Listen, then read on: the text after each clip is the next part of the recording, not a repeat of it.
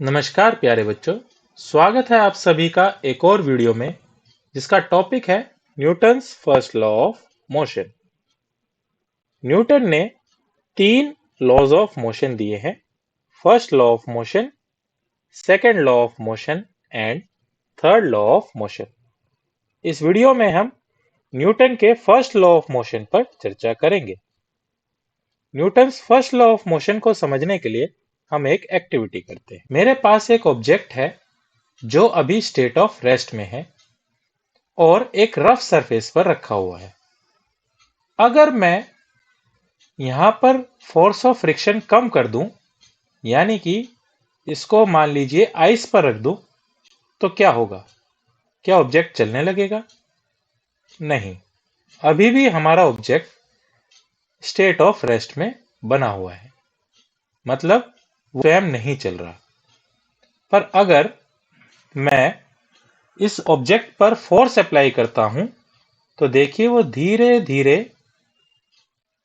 State of rest से state of motion में आ जाता है। उसकी स्पीड धीरे धीरे बढ़ रही है। इसका मतलब जैसे ही मैं इस ऑब्जेक्ट पर एक्सटर्नल फोर्स लगाता हूं, ये मूव करना स्टार्ट कर देता है।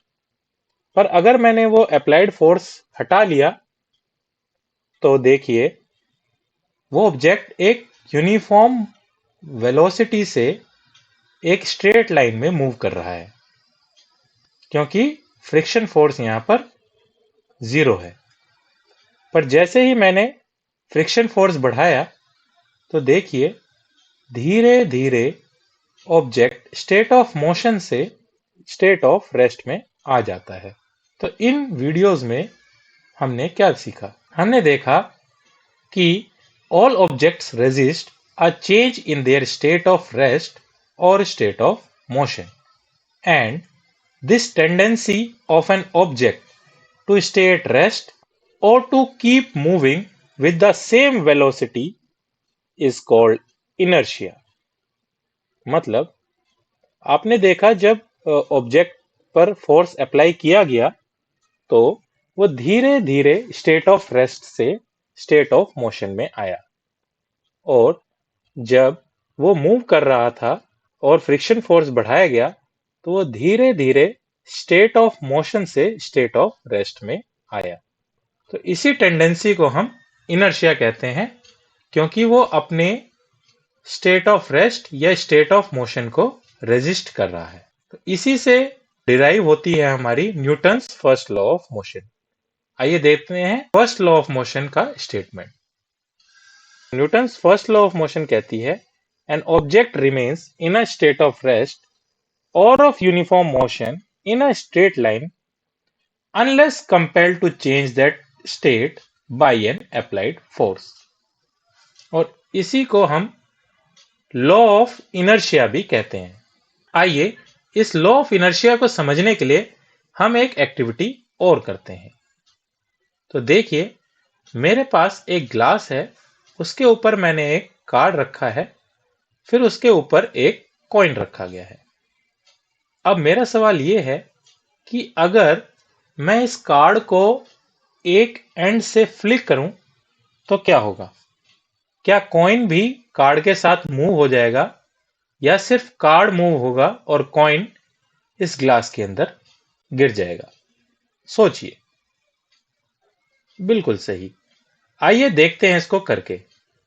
तो जैसे ही मैं इस कार्ड को एक एंड से फ्लिक करता हूं तो देखिए वो कार्ड मोशन में आ जाता है, परंतु ये कॉइन उस चेंज को रेजिस्ट करता है जिस वजह से ये ग्लास के अंदर गिर जाता है।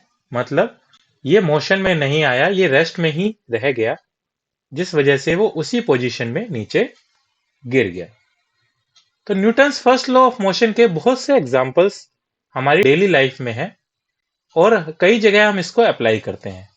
तो आइए देखते हैं कुछ एग्जांपल्स डेली लाइफ से।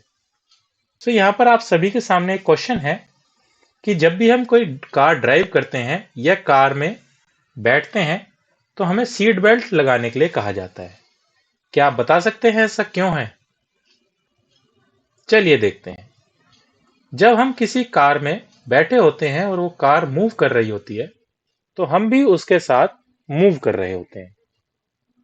पर जैसे ही उस कार पर ब्रेक लगते हैं, हमारी lower body state of motion से स्टेट ऑफ रेस्ट में आ जाती है, परंतु अपर बॉडी उस चेंज को रेजिस्ट करती है, जिस वजह से पैसेंजर या ड्राइवर आगे की तरफ गिरते हैं और उनको इंजरी से बचाने के लिए सीट बेल्ट लगाई जाती है। देखिए कैसे। जैसे ही ब्रेक लगते हैं, पैसेंजर आगे की तरफ गिरता है या ड्राइवर, और उसको बचाने के लिए सीट बेल्ट लगाई जाती है। तो आगे से जब भी आप कार में बैठें तो सीट बेल्ट अवश्य लगाएं। आइए एक एग्जाम्पल और देखते हैं। आपने घर पर कपड़े सूखते हुए देखे होंगे। तो जब कपड़ों को सुखाया जाता है, उससे पहले उनको झड़काया जाता है, शेक किया जाता है। तो ऐसा क्यों करते हैं? क्या आप सोच सकते हैं? आइए इसको भी समझने की कोशिश करते हैं। जब कपड़ा गीला होता है तो उसके अंदर वाटर ड्रॉपलेट्स होते हैं। जब हम कपड़े को जोर से झटकाते हैं या शेक करते हैं, तो हमारा क्लॉथ स्टेट ऑफ रेस्ट से स्टेट ऑफ मोशन में आ जाते हैं। पर जो उसके अंदर वाटर ड्रॉपलेट्स होते हैं, वो इस चेंज को रेजिस्ट करते हैं, जिस वजह से वो क्लॉथ से बाहर आ जाते हैं और कपड़े में से पानी की बूंदें बाहर गिर जाती है।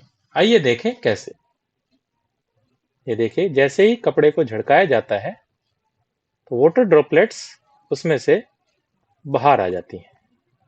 तो इस पूरी वीडियो में हमने क्या देखा?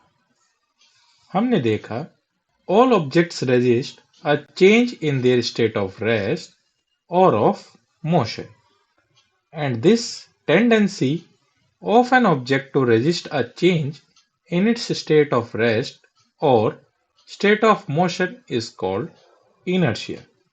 And we have derived the statement of Newton's first law of motion that an object remains in a state of rest or of uniform motion in a straight line unless compelled to change that state by an applied force. Thank you.